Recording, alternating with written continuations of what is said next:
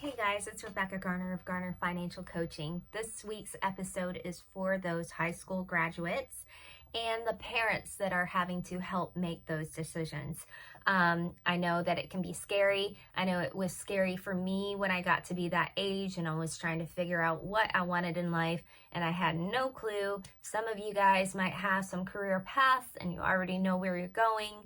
A lot of this is for those that are still wanting to weigh their options. And so I'd like to help you out with 5 things that you need to know before you enroll in college and take out student loans. So let's get into the video. Number 1, know your alternative options. So a lot of people think that the way that you should go is just go to your favorite college, get enrolled, enroll in financial aid, get student loans, and then get a career and pay it off later. That's not always the most promising or best route for every single person. Just like not any path for somebody is not always going to be the right path. You have so many options as far as different types of colleges these days. There's even online programs that are accredited through regional accreditation, which is what your brick and mortar college is a part of. And then there are also online programs that are not accredited. So you have to be careful with what you're wanting in your career path, what the companies you're looking for or wanting to work for. If you don't know, then possibly you can wait, hold on to, and just research your options of what you want. But my experience is that not all colleges are the same. There's a lot of things that you should weigh, and one of them would be what's the political climate? I mean, this is one thing that I think that is now just becoming aware. A lot of people are becoming aware of the situation that some colleges have agendas that other colleges don't. It doesn't hold your values as far as what their curriculum actually teaches. What are the climate, what's the climate like, the college campus like the life?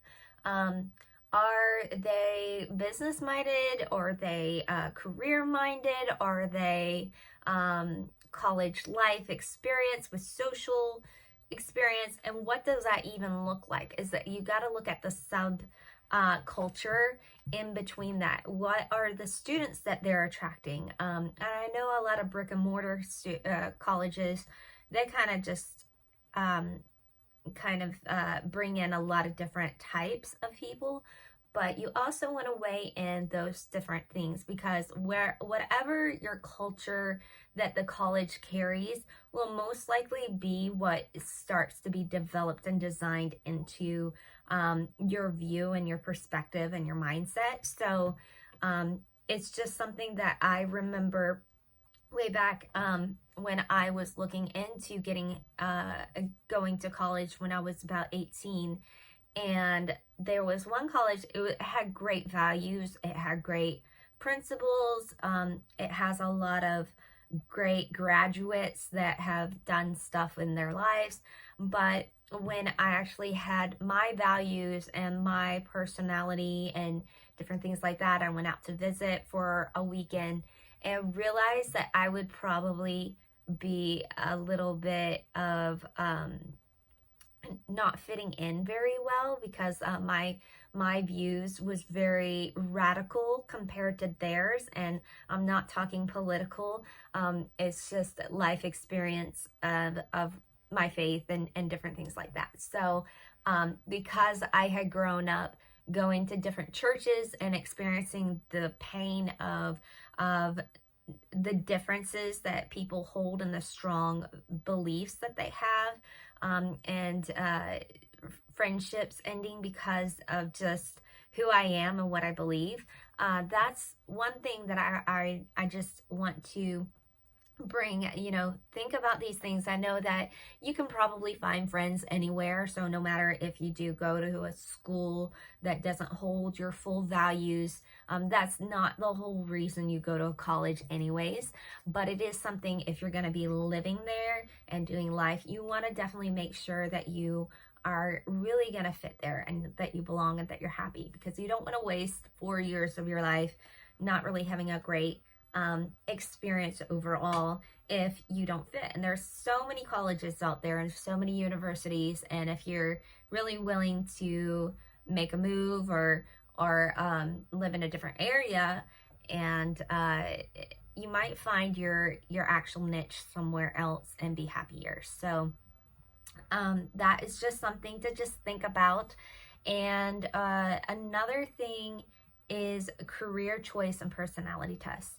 You may not know where you are. I know that there are a lot of high school counselors out there that can help you with this. There's so many online tests and personality tests. I wish I had taken them when I was younger, because I think I would have probably saved a lot more time with trying to figure out where my niche was, who I was, and it would have been a lot easier for me to at least understand myself and how I process stuff. So I would suggest you find out or meet with a good, even a coach, a counselor that is an expertise in personality and career choice decisions, if you are not even sure what you want to get a degree in, because that'll save a lot of time, energy, as far as trying to determine who you are, what your talents are, and what your options are as far as the career choices in your life. Because there's so many interests that I have that I could actually do well in, because I'm a hard worker and I'm very disciplined, and once I'm on a path, I like to stick with it. But there are things that I am just interested in hobbies, and then I've learned that there are things that I really come alive in. Financial coaching is one of them, that I just love helping people in this specific area. So, there are a lot of things, and you don't have to get it right completely. Sometimes it just takes time to learn your hobbies and what you like, and hopefully you've been doing that over your life already. But I know that some households don't really cultivate that as much, and they don't even know how to. And so you might just be like how I was, where I had no idea what I wanted to do. I didn't even know what my gifts and strengths were. And so it took me some time to actually discover that throughout the years. And so, yeah, get into one of those. Building alternative financial income career opportunities for yourself. So this is something that instead of me going to college, because I was really looking into going to a college, the college that I wanted to get into, I didn't think that I had the score to do that for my SAT scores, and actually wasn't that far in it, but I had gotten really discouraged. I didn't know what I wanted to do with my life, and so I just decided to take some time and just get a full-time job and start working and building up my experience. And I will say there are so many different alternatives with even while you're going to school. This is a great way to save money, and also learn what you like and what you don't like in business, or your career, or just the type of job. Just job experience in itself is great on a resume. And the one thing that a lot of colleges don't emphasize is that you're building your resume throughout your adult life.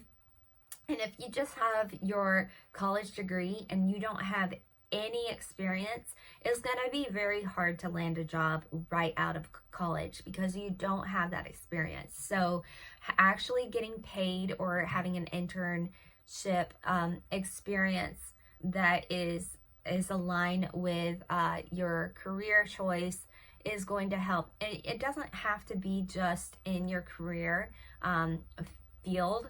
Even if you're doing it financially, it's so good to have, because you don't realize. I know when I got my degree in human resourcing, a lot of the courses explain like career development is really good to have different experiences. So and now looking back at the way that I chose to do different jobs in different states and different types of jobs, I'm actually thankful that I did that, because it's built with diversity of working with different people, working with different cultures, and working in different positions. And it will look really good on a resume if you show that you are able to handle and manage different things. And as long as you're able to highlight that in a way that is positive, and it should be a positive than a negative for a recruiter to see, and a potential employer. So, all right, financial aid. I know that y'all probably have a lot of questions with this. I know I did even before I got into working with financial aid, and that was one reason I actually worked in financial aid. Was my heart was to protect those, help people make the right decision and not get into student loan debt that they don't know that what they're getting themselves into. And I know a lot of people are not told the specifics of how financial aid even works. For the basic financial aid through FAFSA, once you complete it, and a lot of times it has to do with your household income, your household, the people that you're in your household, different things like that. It's a very kind of like it calculates it, and then gives you at least a score. Now, it usually gives you a score off of how much Pell Grant you'll get, and that's about it. And then subsidized loans. So a lot of times people are the majority are eligible for the common amount of subsidized student loans. Pell Grant will be really the major factor. In a Pell Grant, you don't pay back. That is a gift of just how, as a United States citizen, that you get from our federal government. So the Pell Grant is great, but not everybody's eligible. I've noticed that a lot of people with higher incomes won't have Pell Grant, or might not have much of a Pell Grant. And same with subsidized loans. If you have a higher income, a lot of times subsidized loans you will not get. And subsidized and unsubsidized, the difference of that is subsidized is a lower interest rate, unsubsidized is higher. And yeah, so I hope that gives you a little bit of information. I could go probably further into that as far as the differences of unsubsidized, subsidized, how that looks in paying it back. And the best thing is, I try to say, just stay away from loans completely. A lot of times it's not worth it at all. It really depends on your type of career, your choice.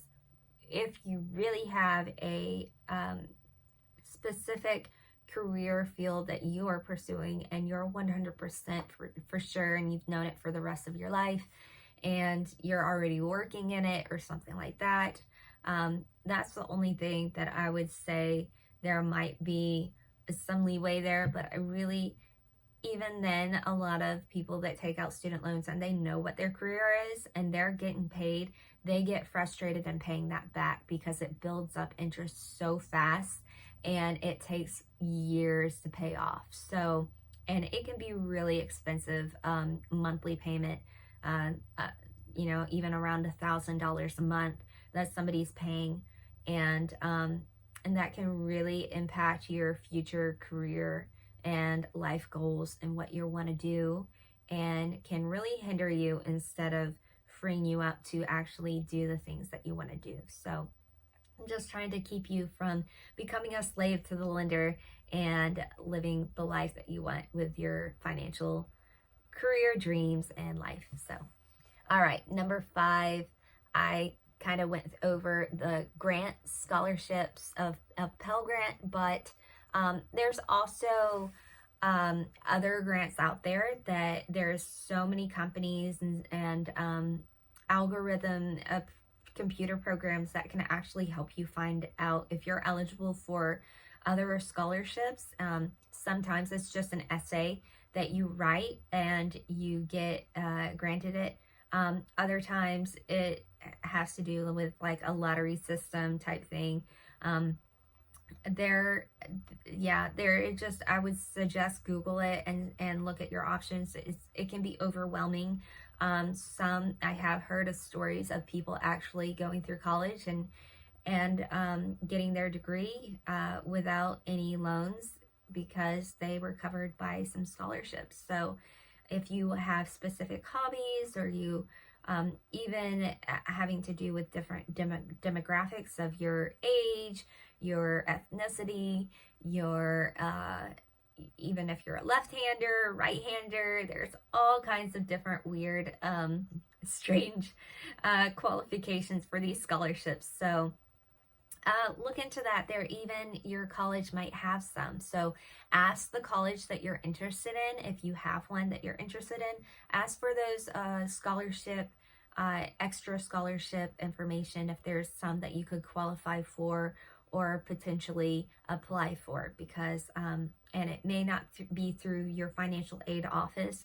It might be through your admissions counselor that you would need to speak to. I believe that they should be able to help you with that and give you more information.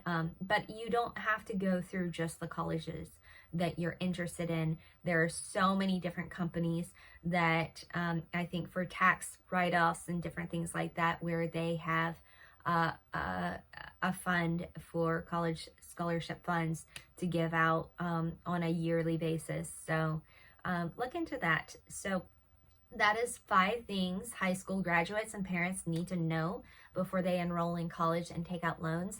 I will have another video next week on a similar topic. This I am hoping to do a longer series on. So I will talk to you later. Have a great weekend. Bye.